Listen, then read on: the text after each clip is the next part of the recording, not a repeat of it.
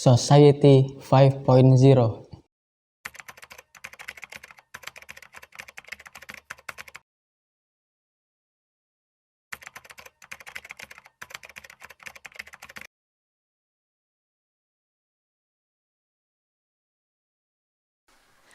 name is Society 5.0.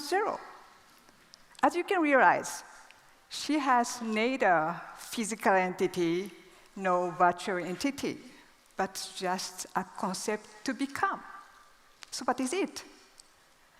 Since it's a concept to become, I will not explain to you the precise definition. Pada 21 Januari 2019, Jepang memperkenalkan konsep bermasyarakat yang bernama Society 5.0. Konsep ini digagas atas dasar teknologi yang dibuat oleh manusia yang semakin berkembang. Tujuannya mulia cuy. Tujuannya agar manusia dapat hidup dengan nyaman dengan menggunakan ilmu pengetahuan yang berbasis modern seperti artificial intelligence, robot, dan Internet of Things.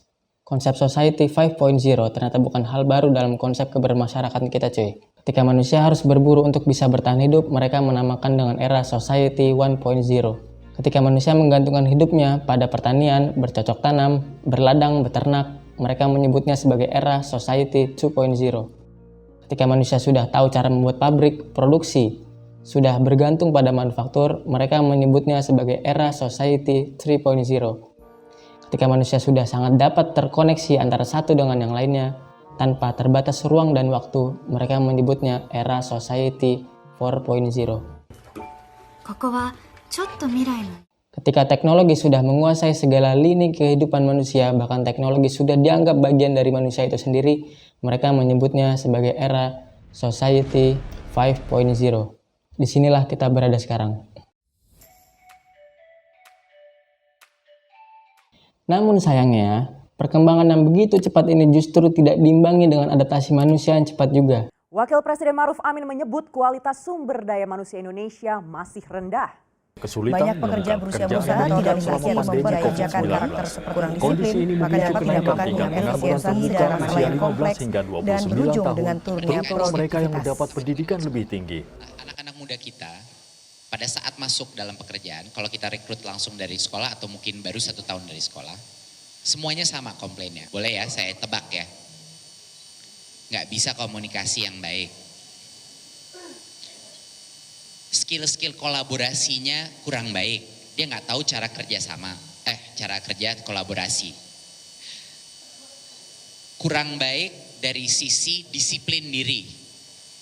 Datang tepat waktu, apa yang dia bilang dia follow up, apa yang dia janji dia kerjakan. Ketiga, nggak bisa berbuat keputusan secara mandiri. Semuanya harus serba disuruh. Sekarang pertanyaannya, apakah Ibnu bisa beradaptasi?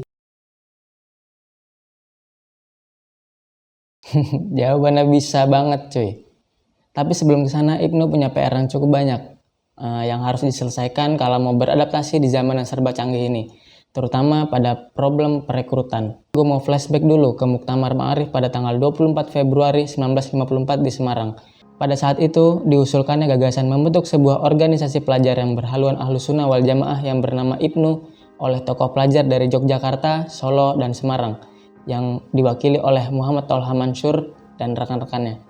Pada saat itu, Ibnu merupakan buah pemikiran kreatif dari tokoh-tokoh tersebut untuk menyatukan organisasi-organisasi pelajar yang pada saat itu menjamur pada Badan Nahdlatul Ulama. Setelah itu, Ibnu terus berkembang hingga saat ini menjadi salah satu organisasi yang berbasis pelajar terbesar di Indonesia. Sayangnya, masterpiece yang dibuat oleh Muhammad Tolha Mansur ini justru kurang berkembang pada era sekarang. Terutama pada pola perekrutan yang dilakukan. Menurut gua, pola perekrutan yang dilakukan oleh Ibnu hari ini itu sangat kadaluarsa. Gue punya buktinya. Pada 21 Januari 2022, PAC Ibnu IPPNU Kecamatan Cengkareng melaksanakan sebuah makesta. Ya biasalah ya makesta gitu kan. Tapi hal yang menarik dari makesta ini adalah mereka hanya dapat menjaring 7 peserta. Ya fenomena tadi bisa gue simpulkan bahwa perekrutan yang ada saat ini tidaklah efektif untuk digunakan. Setelah gue teliti lebih lanjut, ternyata faktor yang melatar belakangi hal tersebut ada pada sistem perekrutan yang kuno. Sudah banyak kajian-kajian yang membahas bagaimana sistem kaderisasi yang relatable dengan zaman sekarang, namun nyatanya IPNU tidak cukup kreatif dalam menciptakan sistem perekrutan yang berhasil. Banyaknya dari kita bahkan masih menggunakan cara-cara yang kadaluarsa atau kuno untuk merekrut anggota atau kader baru. Zaman sekarang siapa sih nggak kenal Gojek, Ruang Guru, Bukalapak? Hanya dalam beberapa tahun mereka dapat berkembang dengan sangat pesat. Namun, apa yang menyebabkan mereka begitu dikenal dan dapat berkembang dengan sangat pesat? Jawabannya adalah branding. Kalau lo googling sekarang, lo bakal menemukan banyak pengertian branding di internet. Namun gua menyimpulkan branding adalah aktivitas yang bertujuan untuk mempromosikan atau memasarkan sebuah brand. IPNU sebagai organisasi yang bersegmen pelajar harus mampu berkomunikasi kepada pelajar melalui organization branding. Manajemen IPNU harus dapat membentuk tim yang dapat merumuskan bagaimana IPNU akan dikenali oleh pelajar-pelajar. Sehingga tanpa diminta pun, para pelajar akan dengan sukarela untuk bergabung dengan IPNU. Organization branding di dunia maya akan sangat membantu IPNU untuk memperoleh kredibilitas, relasi baru, bahkan kesempatan baru.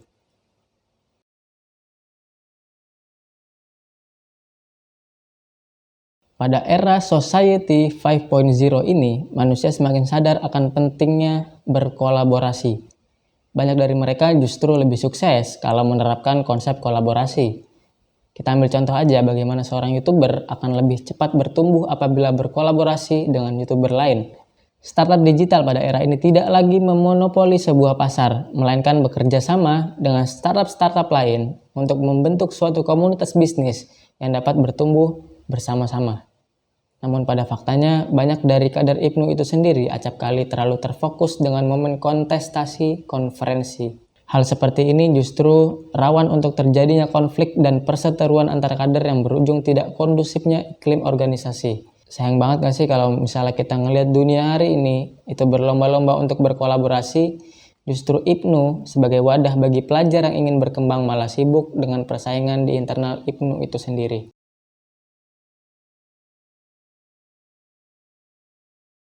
Ya pada akhirnya gue pun optimis sih.